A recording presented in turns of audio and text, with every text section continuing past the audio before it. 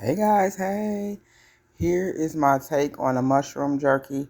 I buy this jerky from a co-op and I really like it, but it's quite expensive, so I said I'll make my own. So here I have shiitake mushrooms. I know people have their forums about shiitake mushrooms, but I actually like them. So I took my little mushroom brush and was brushing them off and getting most of the dirt off of them, cleaning them up really good, just getting them all set and ready.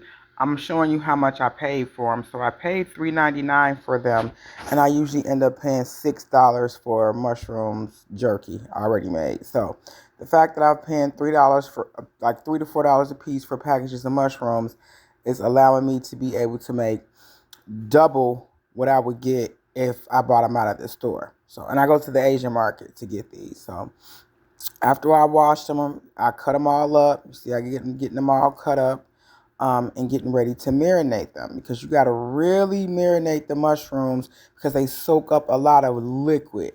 So there they are, all cut up and all ready to go.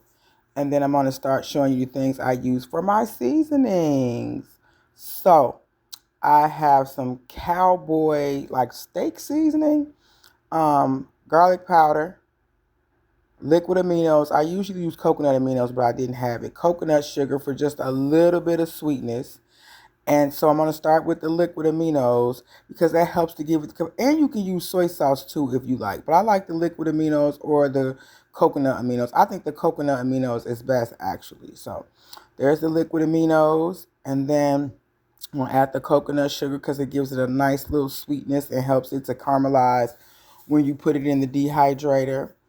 Um, and it's just really a good way to give it a good flavor. And then I'm adding that steak cowboy seasoning because it's like a smoky flavor. And so I want to give it like that smoky flavor without like smoking it or adding any liquid smoke, but just adding the seasonings. Um, I'm gonna put them all, just start mashing them up so that they can absorb the seasoning, mixing them all up, getting them all coated very good. So when I go to put them in the dehydrator, they'll be ready. So I left them in the refrigerator for overnight, at least 24 hours, to just let them marinate and let all of the seasonings like penetrate the mushrooms, because the mushrooms are really spongy. So the longer you let them sit, the better. I wouldn't let them sit more than 2 days in the refrigerator. And then, as you can see, I'm starting to put them on my dehydrator sheet. Now, this dehydrator that I have is a different one than the one I've used in the past. This one is a stainless steel, I think it's like an Emerald Lagasse air fryer dehydrator, and it's got like all stainless steel and like wire racks in the inside. So that's what I'm using for this. This is the baking tray.